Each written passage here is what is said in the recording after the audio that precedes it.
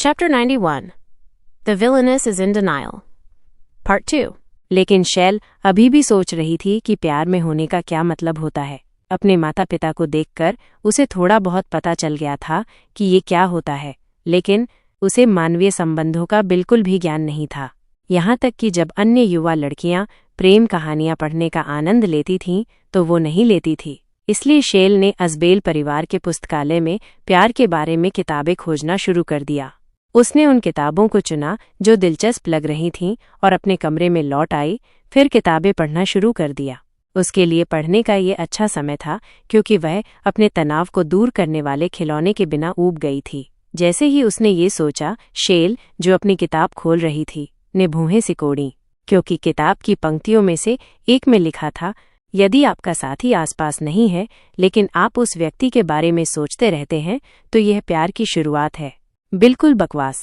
शैल ने उस पृष्ठ पर भौहें सिकोड़ी। मैं तो बस यही सोच रही थी कि एरन को कैसे धमकाया जाए।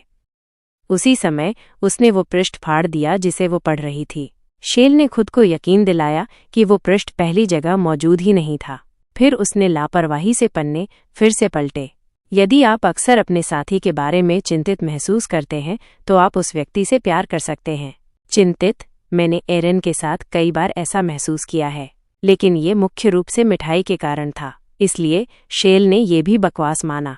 पृष्ठ को टुकड़ों में फाड़ने के बाद उसकी निगाह अगले पृष्ठ पर पड़ी।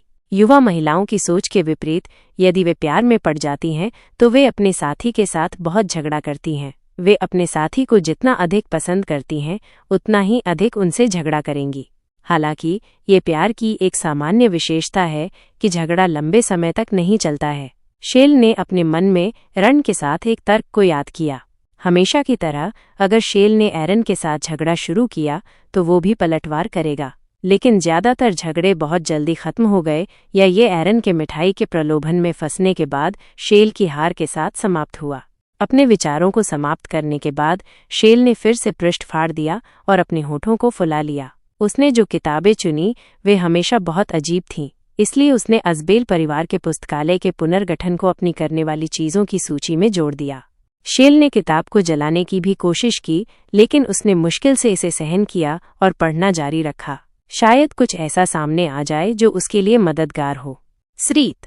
शैल ने उन पन्नों को फाड़ना जारी रखा जो उसे परेशान कर रहे थे। थकान के कारण उसने किताब बंद कर दी। उसी समय शैल ने अपनी सांस रोक ली, क्योंकि इससे पहले कि वो जान पाती आधे से अधिक पन्ने गायब हो चुके थे।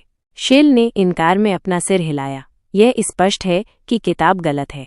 अगर ऐसा नहीं होता तो किताब की सामग्री का इस हद तक शैल के कार्यों से मेल खाने का कोई तरीका नहीं था।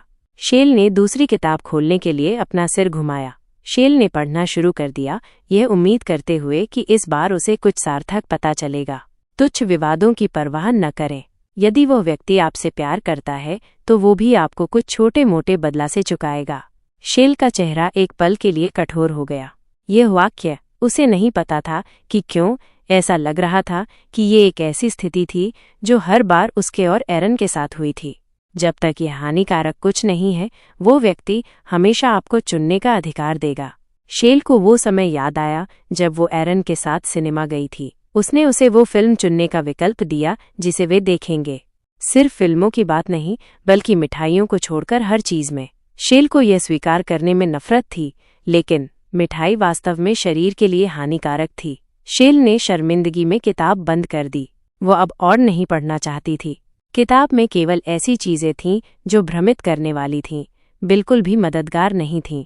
लेकिन अंत में शैल अपने संदेहों को मिटा नहीं सकी। उसने निश्चित रूप से किसी तरह खुद को यकीन दिलाया कि उसकी अपनी हरकतें किताब के समान होना सिर्फ एक संयोग था। हालांकि एरन के कार्य, जो किताब की सामग्री के समान थे, उन्हें आसानी से अनदेखा नहीं किया जा सकता था। अगर किताब की बातें सच हैं, क्या एरन मुझसे प्यार करता है? ये बकवास है। लेकिन फिर एरन ने हमारी सगाई क्यों नहीं तोड़ी और वो मेरी हरकतों से कभी गंभीरता से परेशान क्यों नहीं होता? शैल कारणों के बारे में उत्सुक थी। निश्चित रूप से वो एरन से पूछकर उन कारणों के बारे में पता नहीं लगा पाएगी। तो मैं कैसे पता लगा सकती हूँ? परेशान शैल अपनी सीट से उछल पड़ी और एक दराज खोली।